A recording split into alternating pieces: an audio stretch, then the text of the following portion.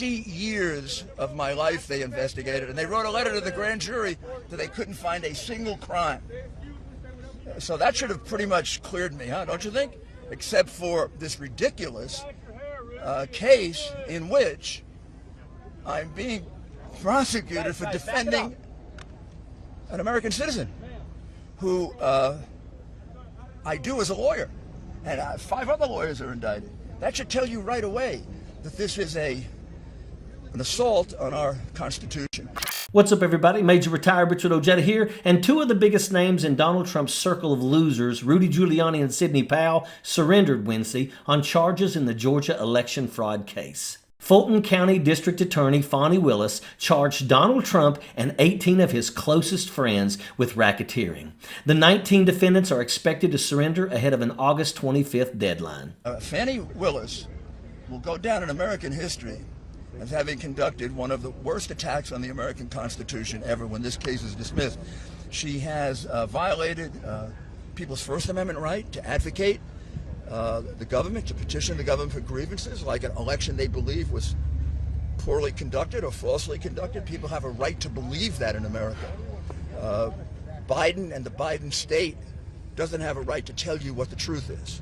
Reporters were set up in tents along the side of the road. They all wanted Rudy's reaction to his nationally publicized fall from grace. When Rudy showed up to give a statement, he was bum-rushed by local news channels. And number two, and I will tell you, if you need to know what this is all about, the FBI stole my iCloud account.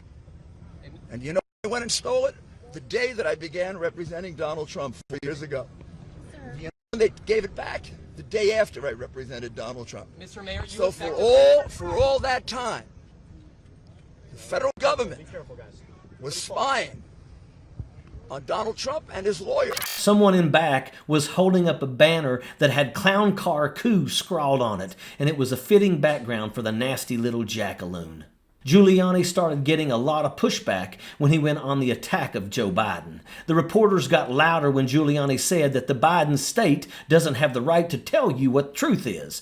Rudy started rambling on about his First Amendment rights being under attack and even yelled at someone for being a liar. Rudy soiled his britches and stomped off like the traitorous worm that he is. Rumor is that Rudy is flat broke too. He recently put up his apartment for sale since Donald Trump never paid him for his services. It's like watching daytime trash TV that's stuck on stupid. One thing to look forward to in all of this madness is that the state judge overseeing Trump's Georgia case ruled that cameras will be allowed in the courtroom for the defendants' arraignments, marking the first time that one of Trump's criminal proceedings will be televised. Fulton County District Attorney Fani Willis is planning to hold the arraignments for all the defendants the week following Labor Day. The defendants will have to be processed at the Fulton County Jail, and that particular jail is no joke. It has a reputation that should scare Donald Trump into next week. Recently, the family of a man who died in a bed-bug-infested cell in the jail psychiatric wing reached a settlement with Fulton County over his death. Last September, LaShawn Thompson died 3 months after he was booked into the facility. His death gained national attention after one of the family's lawyers released photos of his face and body covered in insects. This is not a place where anyone wants to spend any time at. The jail has been reported to be overcrowded, structurally unsound, and scary. Televising the proceedings is the right thing to do.